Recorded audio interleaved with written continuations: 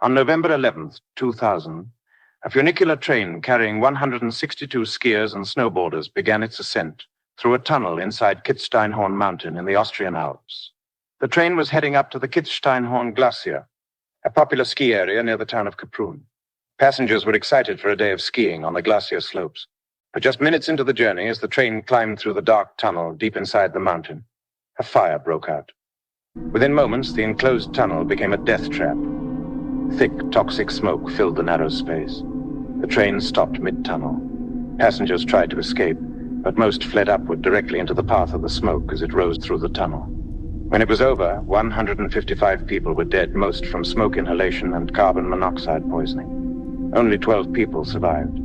This is the story of the Kaprun Disaster, one of the deadliest cable car accidents in history and a tragedy that exposed fatal flaws in tunnel fire safety. The Kitzsteinhorn Glacier. Kitzsteinhorn is a mountain in the Austrian Alps near the town of Kaprun in the state of Salzburg. At 3,203 meters, 10,509 feet above sea level, it's home to the Kitzsteinhorn Glacier, a year-round skiing destination that attracts skiers and snowboarders from across Europe.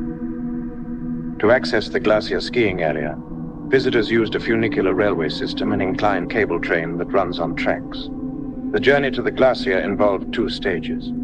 The first stage was the train that would become the scene of the disaster, a funicular that carried passengers from the base station at Kaprun Valley, around 3,000 feet elevation, up through a 3.3-kilometer tunnel inside the mountain to an intermediate station. The funicular train consisted of two cars that ran on parallel tracks, one going up while the other came down, counterbalanced against each other. Each car could carry around 180 passengers. The trains were pulled by cables and ran on an inclined track through the tunnel at about a 40-degree angle. November 11th, 2000 was a Saturday, a busy day at the ski resort. The skiing season was in full swing, and the Kitzsteinhorn Glacier offered excellent conditions. The funicular was making its regular runs, carrying eager skiers and snowboarders up to the glacier. The passengers. At approximately 8:45 a.m., 162 people boarded the upward-bound funicular train at the valley station. The passengers were mostly Austrian, German, and Japanese tourists, many of them young people excited for a day of skiing. There were families, groups of friends, and individual skiers. They carried their ski equipment, wore their ski clothes, and looked forward to a beautiful day on the mountain. The train also had a driver and conductor, two employees responsible for operating the funicular. In total, there were 162 passengers and 2 crew members on board. At the same time, the downward-bound train had 12 people aboard, mostly ski instructors and resort staff, heading down from the glacier. At 9 a.m., the trains began their journey, one heading up through the tunnel, one heading down. A fire starts. The upward-bound train had traveled approximately 600 meters into the 3.3-kilometer tunnel, about 1/5 of the way through when disaster struck. Around 9:02 a.m., passengers near the rear of the train noticed something wrong. There was a smell of burning. Some people saw smoke. Within seconds, flames became visible at the back of the train. The fire had started in the rear section of the train, possibly in the heating system or electrical components. The exact ignition source was never definitively determined, but investigators believe it may have been an electric heater or fan that malfunctioned and ignited nearby materials. What should have been a small, manageable fire became catastrophic because of the materials used in the train's construction. The train's interior was made of plastic and synthetic materials that were highly flammable and, when burning, produced massive amounts of toxic black smoke. Within moments, the fire spread rapidly through the rear section of the train. Passengers began to panic. The driver, realizing something was wrong, stopped the train. But stopping was exactly the wrong thing to do. The train was now stationary in the middle of the tunnel, and the fire was growing. The toxic smoke. The burning plastics and synthetic materials produced thick, black, toxic smoke at an alarming rate.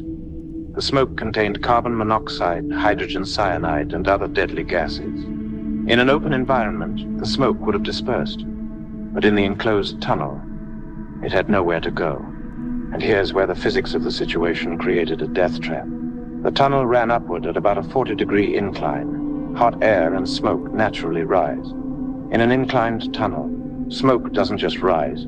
It rushes upward rapidly, following the slope of the tunnel toward the higher end. The stopped train was now pumping toxic smoke into the tunnel, and that smoke was rushing upward through the tunnel like a chimney, moving at high speed toward the upper station. Passengers in the train and those who escaped into the tunnel faced a terrible choice: stay in the burning train or flee. Most chose to flee, and most made a fatal mistake. They ran upward toward the upper station, thinking they would reach safety faster. But running upward meant running directly into the path of the smoke.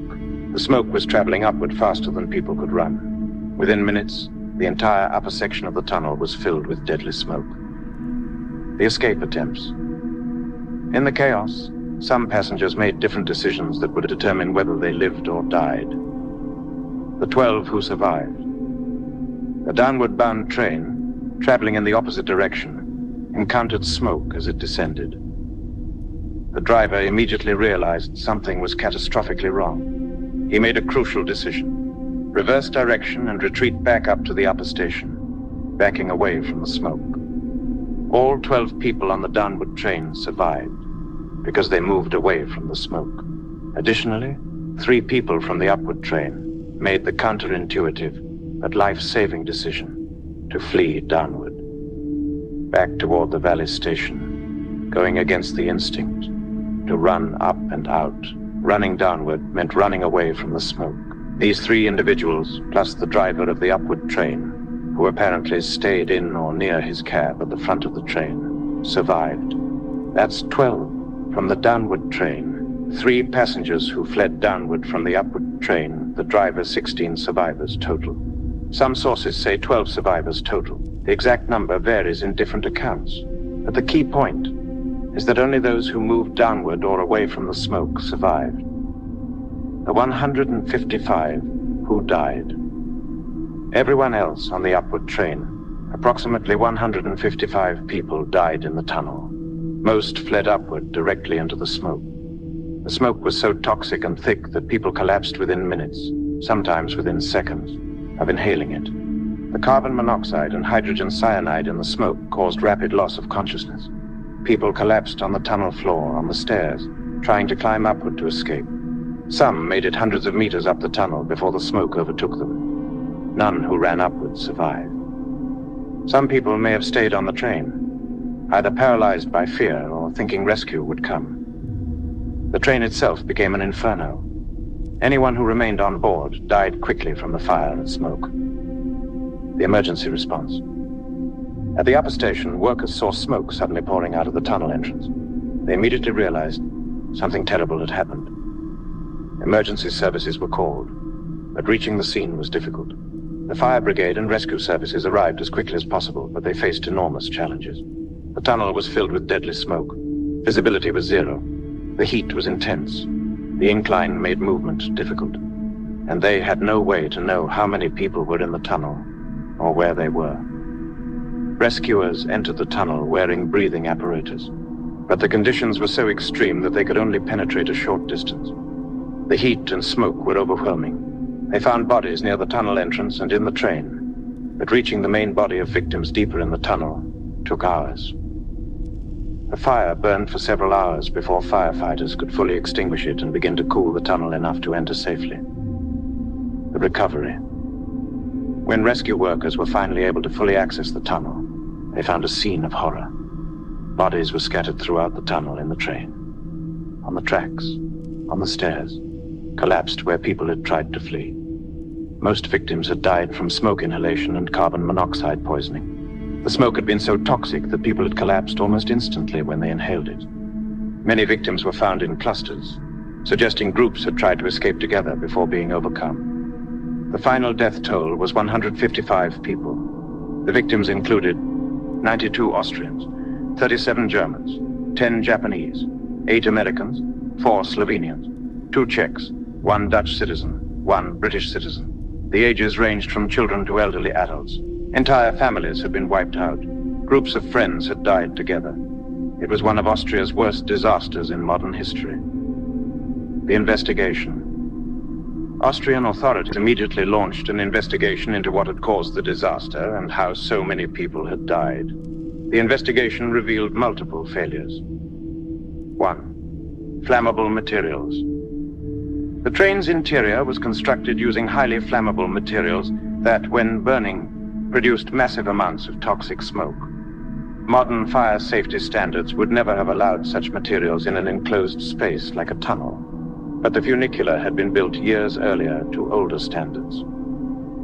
2. Lack of fire suppression. The train had no automatic fire suppression system. There were handheld fire extinguishers, but they were completely inadequate for a fire of this magnitude. 3. No emergency exits. The tunnel had almost no emergency exits. There were a few cross passages between the two tunnel bores. The upward and downward tracks ran in parallel tunnels, but they were few and far between. People trapped in the tunnel had almost no way to escape except to run to either end of the tunnel. 4. Ventilation system failure. The tunnel did have a ventilation system, but it actually made the situation worse. When the fire started, the ventilation system continued running, fanning the flames and pushing smoke upward through the tunnel even faster. The system should have been automatically shut down or reversed, but it wasn't. 5. Lack of emergency lighting and signage. When the power failed, the tunnel was plunged into near total darkness. Emergency lighting was inadequate. There was no clear signage indicating which direction to flee or where emergency exits were located. 6. Training and response.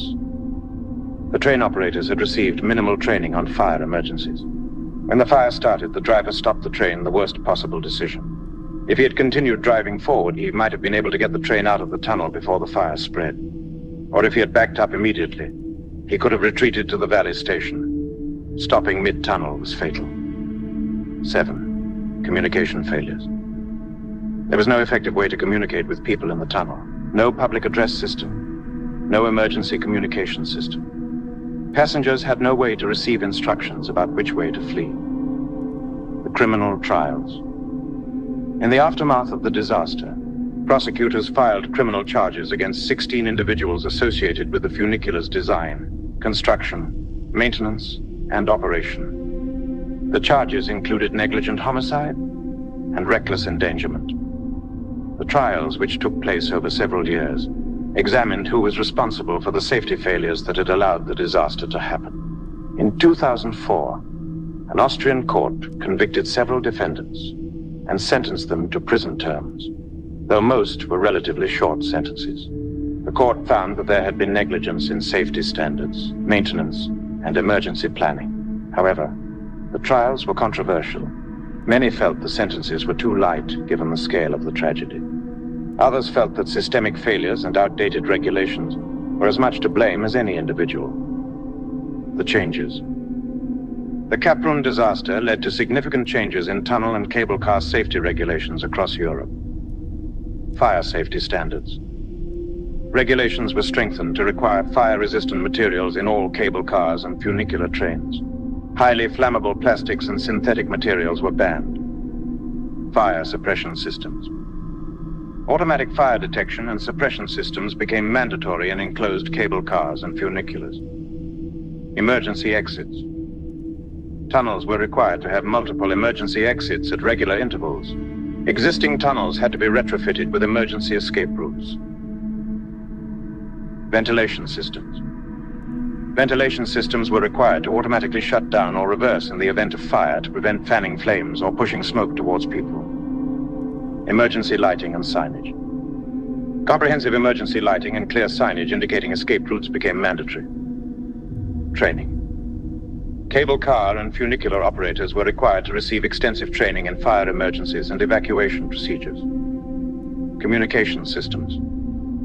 Systems were installed to allow communication with passengers and coordination with emergency services. These changes, implemented across Europe and in many other countries, have undoubtedly prevented similar disasters. The memorial. The Kitzsteinhorn funicular was closed after the disaster and never reopened. The tunnel remains sealed as a memorial and grave site for those who died there. A memorial was erected near Kaprun to honor the 155 victims. Every year on November 11th, memorial services are held to remember those who died in the tunnel fire. The town of Kaprun, which had been a cheerful ski resort community, was forever marked by the tragedy. Many of the victims were local residents or regular visitors. The disaster touched virtually everyone in the community. The lessons. The Kaprun disaster teaches several critical lessons about fire safety in enclosed spaces. Smoke is deadlier than flames. Most victims at Kaprun didn't burn to death. They died from smoke inhalation within minutes. Toxic smoke in an enclosed space can kill faster than fire itself. Materials matter. Using flammable materials in enclosed spaces like tunnels and trains is a recipe for disaster. Fire-resistant materials are essential, not optional. Physics of smoke. In an inclined tunnel, smoke travels upward rapidly. Running upward during a tunnel fire means running into the smoke. The counterintuitive but life-saving action is to flee downward or away from the smoke, even if it seems like you're going the wrong way. Never stop in a tunnel. Stopping a train or vehicle in a tunnel during a fire creates a stationary source of smoke and fire. Continuing to move, even if it means driving through smoke, is usually better than stopping. Emergency planning is critical. Having emergency exits, proper signage, communication systems, and trained personnel can mean the difference between tragedy and survival. The memorial phrase. In Austria, the Kaprun disaster is remembered with the phrase, Die Katastrophe von Kaprun, the catastrophe of Kaprun. It's considered one of the darkest days in Austrian history. The disaster also became a case study in fire safety engineering programs around the world. The Kaprun fire is taught in universities and training programs as an example of how multiple safety failures can combine to create catastrophic results. Conclusion. On November 11th, 2000, 162 people boarded a funicular train expecting a pleasant day of skiing. Within minutes, a fire turned the tunnel into a death trap. 155 people died, most from toxic smoke, as they tried to flee upward through the tunnel. The disaster was preventable. If the train had used fire-resistant materials, if it had fire suppression systems, if the tunnel had proper emergency exits, if the driver had been trained to continue moving rather than stop, if the ventilation system had shut down automatically, any one of these factors might have saved lives. All of them together might have prevented any deaths at all. But those safety measures didn't exist, and 155 people paid with their lives. The Kaprun disaster shocked Austria and the world. It led to sweeping changes in safety regulations that have made cable cars and tunnel travel much safer. But those changes came too late for the 155 people who died in the Kitzsteinhorn tunnel. Rest in peace to the 155 victims of the Kaprun disaster. You went to the mountains for a day of skiing and never came home. Your deaths were not in vain. The safety improvements made in response to this tragedy have protected countless others. The tunnel remains sealed, a grave and a memorial. The funicular never ran again. And every November 11th, Austria remembers the day when a mountain tunnel became an inferno and took 155 lives. The Kaprun disaster stands as a stark reminder.